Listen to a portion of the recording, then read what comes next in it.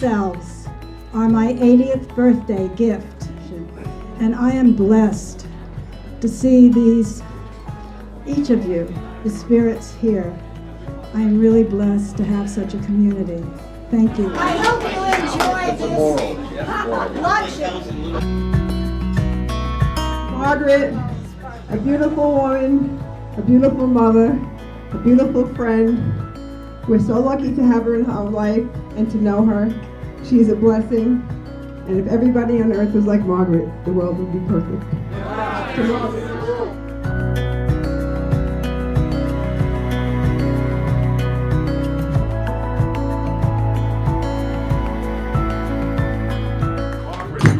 Scintillant spirit from the 60s that never ages. You represent the best of that decade to me. The same I go for my brother, but you're very beautiful, very open-minded.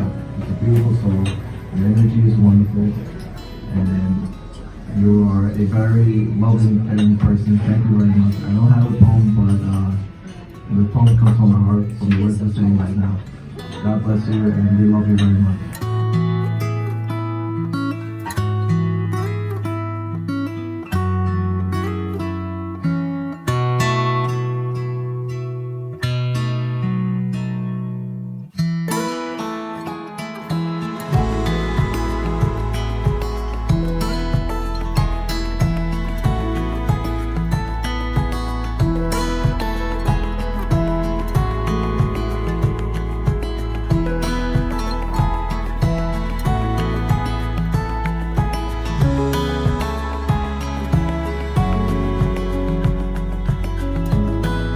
Put my ear against the wall, listening in as the darkest hour reaches just before dawn.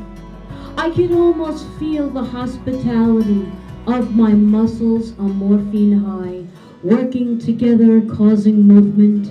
I've learned to feel nothing from what you feel nothing.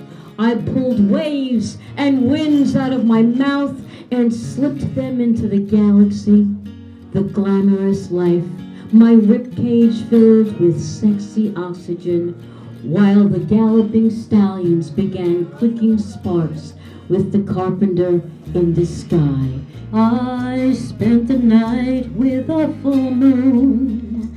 We both held hands along our curvy veins. I know now what I want to do, so let's go for a ride. We bent our necks like swans in love, walking barefoot under the sky. We both held hands along our curvy veins. That was beautiful. Thank you. I'm radical, and I'm a radical thinker, and I'm fierce. So, this poem maybe speaks to my concerns about us, because as a community, we are facing something that we've never seen or heard before. I'll read my poem, think about it, and then maybe we can pick up from there. Okay? I'm also a professor, talk a lot, things like that. So excuse me for being a little, I don't know what. Love in the face of. In these last dregs of late capitalism, I am aging like every elder ever born. Chair. I too succumb to the wailing at the wall. Wail for the losses, ineptitudes, destruction in our paths, our specific histories. I also condemn myself for lack of valor. Sorry, I'm losing my sight in my right eye, so I have to have bigger. Yes, I have not saved civilization, and yes, life on Earth sometimes sucks. Ignorance and distortion reign. It is only the poets of spontaneous original voices imbuing life with fierce, tough love who reality check life, whose plain song can wake, soothe, heal, and anger justifiably. We vote for life in all its conditions. Speaking of conditions, today a sense of unsafety rises with myriad shootings. Sorry. I'm not a performer. Floods, storms, fires, plagues, even losses of vultures from both the sky and the zoo. Have to be quiet lest I cry in my beer. Act smarter, win at imitation games, morph neural networks, analyze billions of patterns, recognize, profile, direct, suggest, dive deep, mind DVT, morph into large AI language models, i.e., open IE generating its own text. ChatGPT executes poetry and writing automatically. No need for the poet. Turing turns in his grave while now passé, the erasure of the human mind on an individual basis to express. Sorry. It's the only way I can do this. Create uniquely, to ponder, struggle, search and seek and find, to learn, to struggle with original thoughts, spontaneous, impulsive lived truths, to the essence of finding one's unique expressions, one's voice, to externalize one's struggle with emotional comprehension, with what ignites you, i.e., to create one's own unique power rendered in a flash. That's poetry. However, in this real time, no fooling with AI and its copycat mimicry of all that is, was human. Our essence is captured, encoded, sterilized, shrunk, thereby rendered null and void by the latest ChatGPT bot. Let us all hold on to our voices, here celebrate our voices, reclaim old-fashioned visceral expressiveness, seeking, caring, raging, fearing, loving, in lieu of the digitalized NY. Anyway, let's keep love in the face of death. Persist. Yes, because it does end, and it must. In the end, we all have end games in the life and love and to be loved. And the only win in the certain game of chance, give and take, and mutual losses. What we hold dear is not only our last breaths, but those we love, and who we may love may be a lover, friend, ideal, or sorry. The love of ourselves as well as each and every other living being. What stirs us keeps us alive. That passion, force, vitality is the essence of impetus which pulls us beyond our very day, inspires, nurtures, and finally allows us to relax into our last breath. May the muse of life, of spirit, and of love bless you all, kiss you with the bliss of our fallible, sacred, terribly fatal humanity. Well, happy birthday, and Stella and Linda, thank you for putting this together with Margaret. And I have this one memory of, and this is me more than anything, but it did help me.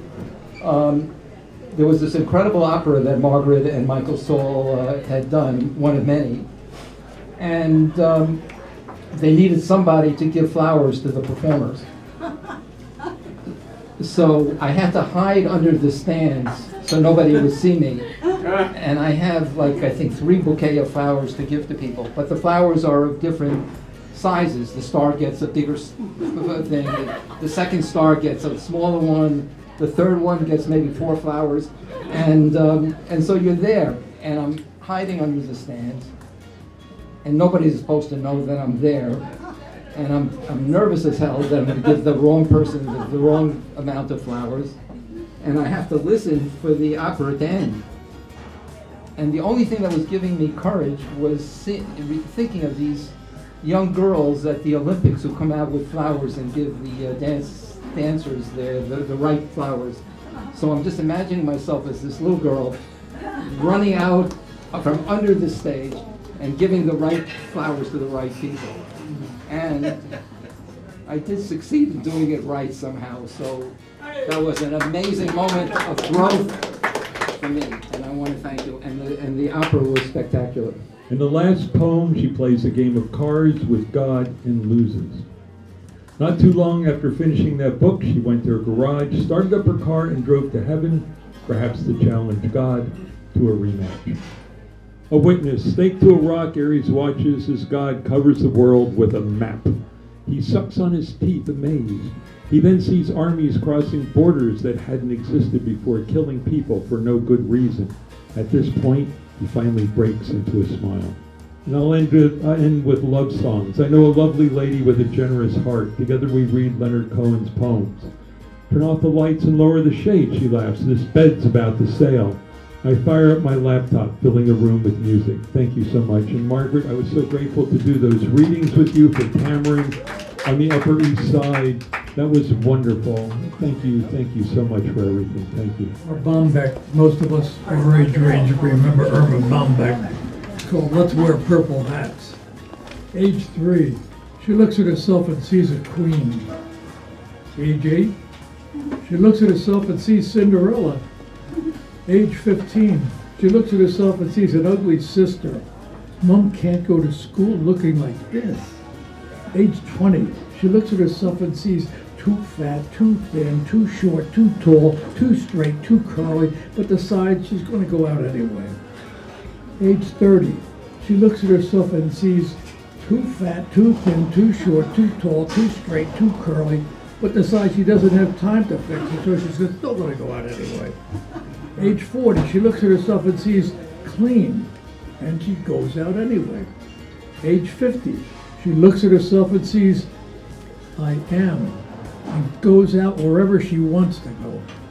Age 60, she looks at herself and reminds herself of all the people who can't even see themselves in the mirror anymore. She goes out and she conquers the world. Age 70, she looks at herself and she sees wisdom, laughter, ability, and she goes out and enjoys life. Age 80, doesn't even bother to look, just puts on a purple hat and goes out to have fun in the world. My peripheral vision caught him with maidens by the roadside, and I said nothing. How many times he'd walk ahead, order me, follow, carry the pots, rain, keep your head down, while we lost our way. When I would say, let us beseech assistance, he'd turn around. I looked back, didn't care what Lot was up to. For one sweet second, I was the pillar.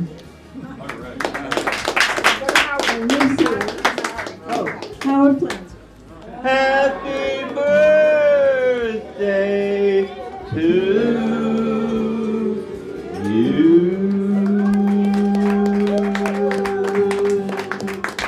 Sounded like Marilyn Monroe. Am I on the screen?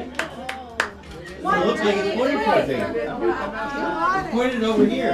No, pointed to me.